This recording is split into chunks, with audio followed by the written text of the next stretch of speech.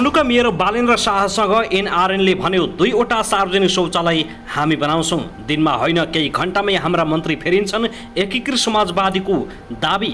एमसीसीमा व्याख्यात्मक घोषणाले देश दुर्घटनाबाट हामीले जोगायौं। एसपीपीमा ओलीले राष्ट्रघात गरे। माओवादी अध्यक्ष पुष्पकमल दाहाल प्रचण्डको आरोप। हामी दोस्रो हुन्छौं। एमाले 160 सिटतिर झर्छ भन्ने लागेको थियो तर उल्टो भयो।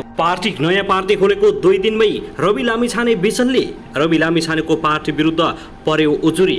अब के होला? स्वतन्त्र तुरुन्तै हटाउन माग। रवि लामिछाने भन्छन् यस्तो, यता न उता हातमा जुत्ता हुने खेल। अन्तत संस्कृति तथा पर्यटन नागरिक उड्डयन मन्त्री प्रेम आलेले गरे यति ठुलो घोषणा। मन्त्री पद चैट हुने भएपछि 18 जना सांसद सहित एमालेमा फर्किने घोषणा। एकीकृत समाजवादीमा निकै ठुलो खैला बैला। बौद्धबाट करिब 5 किलो हेरोइन सहित 4 जना पक्राउ। नेकपा एकीकृत समाजवादीबाट मन्त्रीमा सिफारिस गरिएका नामहरूप्रति बैठकमा आपत्ति। गैर आवासीय नेपाली संघको प्रतिनिधि मण्डल र काठमाडौँ महानगरका मेयरबीच भेटवार्ता। के भयो त कुराकानी, यसबारे जानकारी। एकीकृत समाजवादीका उपमहासचिव जगन्नाथ खतिवडाको दाबी। मन्त्री परिषद हेरफेर केही घण्टामै हुन्छ। भर्खरै आयो निकै ठुलो खबर। गोर्खा केन्द्रबिन्दु भएर आयो यति दशमलवको भूकम्प। के कति क्षति भयो यसबारे सम्पूर्ण जानकारी। पोखरामा पनि शक्तिशाली भूकम्प। पोखराको भूकम्प नयाँ भएको खुलासा। प्रधानमन्त्री देउबाको यति ठुलो घोषणा। अन्ततः बरु म मर्छु, कुनै पनि हालतमा एसपीपी कार्यान्वयन हुँदैन। ढुक्क हुनुहोस्, हस्ताक्षर हुँदैन। अमेरिका भ्रमणबारे देउबाप्रति राजनीतिक दलहरूका चासो, तर देउबा भन्छन् एसपीपी पास हुँदैन। फेरि बढ्यो पेट्रोल र डिजेलको मूल्य। ग्यासको मूल्य पनि यसपालि बढ्यो। कति बढ्यो त यसबारे सम्पूर्ण जानकारी। ग्यासको मूल्य 2000 को आसपास। पेट्रोल प्रति लिटर कति, डिजेल प्रति लिटर कति।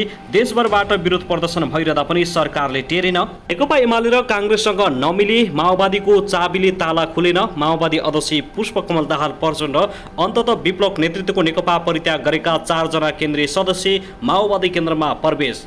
विप्लवको हरिबिजोक। एससीको परीक्षा दिएर रिजल्टको पर्खाइमा बसेका विद्यार्थीलाई निकै ठुलो खबर। रिजल्ट आउने, कति पास भए कति फेल, यसबारे सम्पूर्ण जानकारी। गुनासो आए लगतै सडक मर्मत गर्दै पूर्वाधार एम्बुलेन्स। सप्तरीमा बस दुर्घटना हुँदा 1 जनाको ज्यान गयो, 11 जना गम्भीर। 15 वर्षीय किशोरीलाई जबरजस्ती करडी गरेको आरोपमा 3 जनालाई प्रहरीले पक्राउ गर्यो। खुकुरी प्रहार गरी फरार भएका युवक पक्राउ। भक्तपुरमा टिप्परको ठक्करबाट 2 जनाको ठाउँको ठाउँ मृत्यु। गोर्खा र काशी केन्द्र भएर 2 पटक भूकम्पको धक्का, मान्छेको भागाभाग। र नायक तथा अभिनेता पल्सा छुट्ने बारे निकै ठुलो खबर। कहिले छुट्दैछन् त? धरोटीमा छुट्ने खबर। यसबारे पनि सम्पूर्ण जानकारी। अफगानिस्तानमा भूकम्पबाट मृत्यु हुनेको संख्या 1100 नाग्यो, 1500 भन्दा बढी घाइते। अब हेर्नुहोस् पूरा समाचार।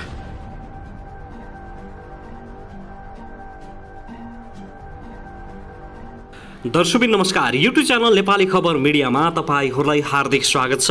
यदि हाम्रो च्यानललाई अहिलेसम्म सब्स्क्राइब गर्नुभएको छैन भने सब्स्क्राइब गरी नजिक रहेको बेल आइकन दबाई हामीसँग जोडिनुहोला। दर्शकबिन सदाझै आज पनि हामी तपाईँहरूमाझ देशभरका विभिन्न खबरका साथ उपस्थित भइसकेका छौँ। यो भिडियोलाई अन्तिमसम्म हेरी हामीले साथ दिनुहोला। दर्शकबिन हाम्रो मेहनतको लागि एउटा सानो लाइक गर्न भनी नभुल्नुहोला। कहाँदेखि हेर्दै हुनुहुन्छ, के भन्न चाहनुहुन्छ, तपाईँको मनमा लागेका प्रतिक्रिया अवश्य पनि कमेन्ट गर्न नभुल्नुहोला। दर्शकबिन के तपाईँ हाम्रो च्यानलमा नियमित श्रोता हुनुहुन्छ? यदि नियमित हुनुहुन्छ भने तल कमेन्ट बक्समा नियमित अथवा रेगुलर लेख्नुहोस्। यदि तपाईँ नयाँ हुनुहुन्छ भने सब्स्क्राइब गरी जोडिनुहोस् ताकि नयाँ अपडेटका साथ हामी तपाईँहरूमाझ दैनिक रूपमा उपस्थित हुने गर्दछौँ। हाम्रो अपडेटहरू तपाईँहरूलाई के कस्तो लागिरहेका छन्, सल्लाह सुझाव प्रतिक्रिया अवश्य पनि कमेन्ट गर्न नभुल्नुहोला।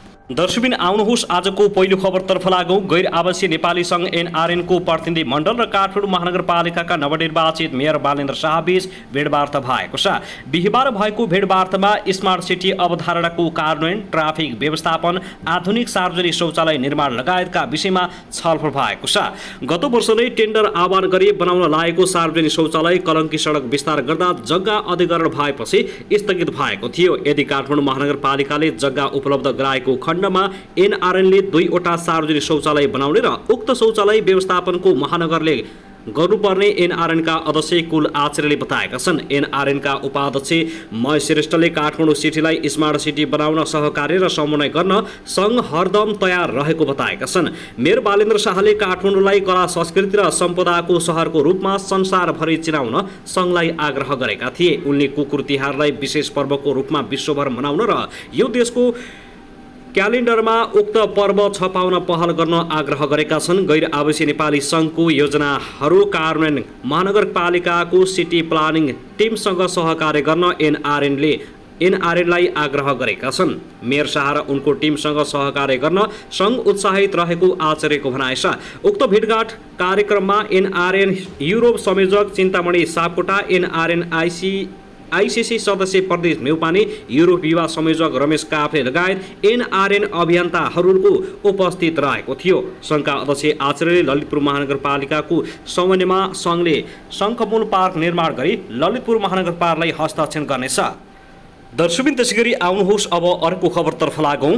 नेत्री विक्रमचन्द विप्लव नेतृत्वको नेपाल कम्युनिस्ट पार्टीले पेट्रोलियम पदार्थको मूल्यवृद्धि विरुद्ध विरोध प्रदर्शन गरेको छ। नेपाल आयल निगमले गरेको पेट्रोलियम पदार्थको मूल्यवृद्धिको विरुद्ध जनवादी गायक माइला लामाको नेतृत्वमा निगमको कार्यालय घेराउ तथा विरोध प्रदर्शन गरिएको हो। पार्टीका नेता तथा कार्यकर्ताले निगमको गेटमा बसेर केही समय कार्यक्रम समेत गरेका छन्। पछिल्लो समयमा सरकारले एकतर्फी रूपमा मूल्यवृद्धि बढाएको भन्दै देशभरबाट आन्दोलन हुँदा पनि सरकार सुनेको नसुनेर अटेर गरेको बताइएको छ।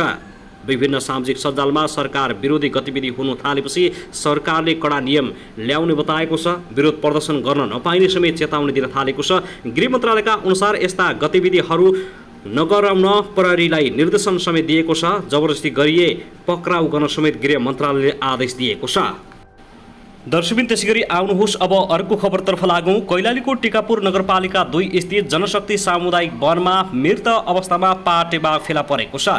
पासोमा परेको अवस्थामा पाटे बाघ मृत भेटिएको बर्दिया राष्ट्रिय निकुञ्जले पुष्टि गरेको हो। पासो थाप्ने चोरी शिकारी हुन् वा कसैले मारेको हो भन्ने बारे कैलालीको पहलवानपुर स्थित वन कार्यालयले अनुसन्धान गरिरहेको निकुञ्जका प्रमुख संरक्षण अधिकृत विष्णुप्रसाद श्रेष्ठले जानकारी दिएका छन्। उक्त बाघ बर्दिया निकुञ्जबाट निस्किएर सामुदायिक वनमा पुगेको थियो। पाटे बाघलाई रेडियो कलर जडान भएको स्रोतको भनाइ छ। सोमबार मृत अवस्थामा फेला परेको बाघ बुधबार सार्वजनिक गरिएको हो। अनुसन्धान भइरहेकाले यसको कुनै हदम्याद नभएकाले चाँडै नै बाघ मारिएको घटना सार्वजनिक हुने निकुञ्जले जनाएको छ। बाघलाई चोटपटक लागेको अनुसन्धानमा देखिएको छ। दर्शकबिन त्यसै गरी आउनुहोस् अब अर्को खबरतर्फ लागौँ। नेकपा माओवादी केन्द्रका अध्यक्ष पुष्पकमल दाहाल प्रचण्डले स्थानीय तहको निर्वाचनले देशको राजनीति कता लैजाने भन्ने चापे आफ्नो पार्टीलाई दिएको दावी गरेका छन्। आज बिहिबार ललितपुरमा स्थानीय तहको निर्वाचनमा माओवादीबाट विजयी जनप्रतिनिधिको प्रशिक्षण बेलामा अहिलेको अवस्थामा पनि आफ्नो पार्टीले 122 पालिका जित्नु ठुलो कुरा भएको बताएका हुन्। यही जनमत नै देशको राजनीतिको बागडोर कता लैजाने भन्ने चापे माओवादीले पाएको उनको ठकुवा छ। हाम्रो पार्टीले सोचे जस्तो परिणाम आएन, कम्तीमा पनि ठिक ढङ्गले जाँदा 170 र 175 आउँछ, एमाले 160-70मा झर्छ भन्ने सोचेका थियौँ। हामीले आकलन गरेको जति आएन, त्यही भएर ठुलो कम्युनिस्ट पार्टी बन्न सफल भएनौँ। 122 पालिका जित्यौँ, यो भनेको पनि धेरै हो। केही परिवर्तन विरोधी र बुर्जुवाहरूले माओवादीको यत्रो आयो भन्ने ठानेका छन्। प्रचण्डले भने जे भए पनि हाम्रो स्थिति निर्णायक बनेको छ। निर्वाचन सफलतापूर्वक सम्पन्न हुनु थियो, भइसकेको छ। यसले संवैधानिक लोकतान्त्रिक गणतन्त्र स्थापना भएको छ। हामीले कति जित्यौँ भनेर हेर्दा एउटा चित्र देखिन्छ। काङ्ग्रेस र एकीकृत समाजवादी जसपा लोसपा जसले जिते पनि माओवादीले जितेको देख्छु म, उनले भनेका छन्।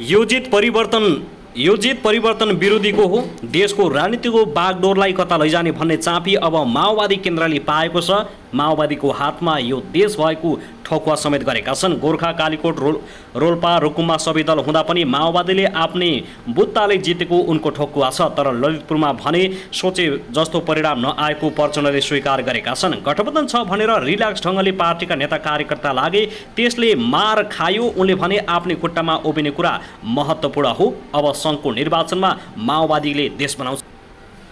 दर्शकबिन त्यसैगरी आउनुहोस् अब अर्को खबरतर्फ लागौँ। नेकपा एकीकृत समाजवादीले छिट्टै प्रधानमन्त्री शेरबहादुर देउवाले मन्त्री फेर्ने आफ्नो पार्टीको निर्णय कार्यान्वयन गर्ने विश्वास व्यक्त गरेका छन्। आज बिहीबार बसेको सचिवालय बैठकको निर्णय सुनाउँदै प्रवक्ता जगन्नाथ खतिवडाले भने, दिनमा होइन अब घण्टामै हाम्रा मन्त्री फेरिने अवस्थामा गइसकेको छ। पार्टीको निर्णय कार्यान्वयन गर्नुपर्छ भन्ने नै अन्तिम शर्त हो। व्यक्तिगत छलफलमा कहाँ कसले छलफल गर्यो भन्ने कुरा हुँदैन, पार्टीले गरेको निर्णय नै कार्यान्वयन हुन्छ। मन्त्री परिषद हेरफेर पछिको विषयमा पार्टीमा कुनै पनि विवाद नभएको उनले बताएका छन्। सुरुमै 6 महिनाको समय दिएर मन्त्रीहरूलाई पठाएको उनको भनाइ छ। मन्त्री हेरफेरको विषयमा असन्तुष्ट भएर कसैले पनि विद्रोह गर्ने अवस्था नभएको उनको दाबी छ। एकीकृत समाजवादीले सरकारमा रहेका मन्त्री विरोध खतिवडा, रामकुमारी झाँक्री, प्रेम आली, कृष्णकुमार श्रेष्ठलाई फिर्ता बोलाएर जीवनराम श्रेष्ठ, मेटमणि चौधरी, शेरबहादुर कुँवर र हिरा केसीलाई पठाउने तयारी थालेको छ। हाल स्वास्थ्य राज्यमन्त्री रहेका भवानी खापुङलाई स्वास्थ्य मन्त्री बनाउने निर्णय थियो, तर माधव कुमार नेपालले निरन्तर ताकेता गर्दा पनि प्रधानमन्त्री शेरबहादुर देउवाले निर्णय कार्यान्वयनमा आलटाल गरिरहेका छन्।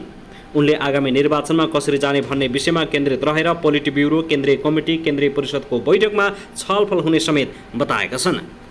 दर्शकबिन त्यसैगरी आउनुहोस् अब अर्को खबरतर्फ लागौँ। कास्की र गोर्खा केन्द्रबिन्दु भएर आज बिहान 2 पटक भूकम्प गएको छ। गण्डकी प्रदेशको राजधानी पोखरा लगायत आसपासका क्षेत्रमा आज बिहानै भूकम्पको धक्का महसुस भएको हो। बिहान 3:56 जाँदा कास्कीको माछापुछ्रे गाउँपालिका 7 धम्बुस केन्द्रबिन्दु भएर 4.9 रेक्टर स्केलको भूकम्प गएको राष्ट्रिय भूकम्प मापन केन्द्रले जानकारी दिएको छ। भूकम्पको धक्का कास्की सहित यस आसपासका बागलुङ, पर्वत, म्यादी र तनहुँसम्म महसुस गरिएको स्थानीयवासीहरूले बताएका छन्। धम्बुसका वडाध्यक्ष वैकुण्ठ भण्डारीले ठूलो धक्का दिए पनि क्षतिको कुनै विवरण भने प्राप्त नभएको जानकारी दिएका छन्। यसैबीच बिहान 7:22 गोर्खाको आरुघाट गाउँपालिका स्थित थुमी आसपास केन्द्र भएर 4.1 रेक्टर स्केलको भूकम्प गएको राष्ट्रिय भूकम्प मापन केन्द्र अनुसन्धानले जानकारी दिएको छ। यहाँ पनि के कति क्षति भयो भन्ने विवरण आउन सकेको छैन। केही समयपछि विवरण आउने बताइएको छ भने भूकम्प पछिल्लो समयमा नेपालमा प्रकम्प गइरहन्छ, तर पोखराको भूकम्प भने नयाँ देखिएको छ। फेरि ठुलो भूकम्प आउने आशंका गर्न थालिएको छ। दर्शकबिन त्यसैगरी आउनुहोस् अब अर्को खबरतर्फ लागौँ। 5 वर्षीय बालिका बलात्कार गरेको अभियोगमा 12मा युवकलाई प्रहरीले नियन्त्रणमा लिएको छ। गैराती इलाका प्रहरी कार्यालय अमलेखगञ्ज बाराजको टोलीले जेतपुर सिमरा उपमहानगरपालिका 22 सकरीका 18 वर्षीय किशोर लगायत 3 जनालाई पक्राउ गरेको हो। ती किशोरले बालिकालाई घरमा कोही नभएको अवस्थामा ललाई फकाई जङ्गलमा लगेर जबरजस्ती गरेको खबर प्रहरीले पाएको थियो। किशोरलाई नियन्त्रणमा लिएर थप अनुसन्धान भइरहेको जानकारी आएको छ। दर्शकबिन त्यसैगरी आउनुहोस् अब अर्को खबरतर्फ लागौँ। राष्ट्रिय प्रजातन्त्र पार्टी राप्रपा मूल्यवृद्धि मल अभाव लगायतका विषयलाई लिएर आन्दोलित बनेको छ। राप्रपाले विभिन्न माग राख्दै असार 13 गतेदेखि 31 गतेसम्म चरणबद्ध रूपमा आन्दोलनका कार्यक्रम घोषणा गरेको छ। उसले खेती लगाउने समयमा पनि किसानलाई रासायनिक मल उपलब्ध हुन नसकेको भन्दै राप्रपाले तत्काल मलको व्यवस्थापन गर्न सरकारसँग माग गरेको छ। यसैगरी मूल्यवृद्धि मल अभाव लगायतका विषयमा प्रधानमन्त्री शेरबहादुर देउवालाई बुझाएको बाजबुदे ज्ञापन पत्रका विषयमा पनि सम्बोधन गर्न राप्रपाले माग गरेको छ। प्रवक्ता मोहन श्रेष्ठका अनुसार असार 13 गते 77वटै जिल्लाका कृषि ज्ञान केन्द्रमा धर्ना तथा कोड सभा गर्ने कार्यक्रम छ। असार 19 गते पार्टीसँग आबद्ध ट्रेड युनियनको नेतृत्वमा श्रमिकको उचित ज्याला निर्धारण र श्रमिकको जीवन बिमा लगायतका मागसहित श्रम मन्त्रीलाई ज्ञापन पत्र बुझाउने प्रवक्ता श्रेष्ठले बताएका छन्। भ्रष्टाचार नियन्त्रण र भ्रष्टाचारलाई कारबाहीको माग गर्दै 77वटै जिल्लाका जिल्ला प्रशासन कार्यालयमा असार 24 गते धर्ना दिने र कोड सभा गर्ने राप्रपाले जनाएको छ। त्यस्तै असार 27 गते राष्ट्रिय प्रजातान्त्रिक विद्यार्थी संगठनको नेतृत्वमा जनक शिक्षा सामग्री केन्द्र र कक्षा 12 सम्मको शिक्षालाई निःशुल्क हुने व्यवस्थालाई कडाइका साथ कार्यान्वयन गर्न उच्च माध्यमिक शिक्षा परिषदमा ज्ञापन पत्र र धर्ना दिने भएको छ। प्रवक्ता श्रेष्ठका अनुसार असार 31मा राष्ट्रिय प्रजातान्त्रिक महिला संगठनको नेतृत्वमा महिला हिंसा विरुद्ध राष्ट्रिय महिला आयोगमा धर्ना दिने कार्यक्रम तय गरेको छ। दर्शकहरू त्यसैगरी करिब 500 धार्मिक पर्यटक बोकेर भारतको रामायण सर्किट रेल बिहीबार अपराह्न जनकपुर धाम आइपुगेको छ।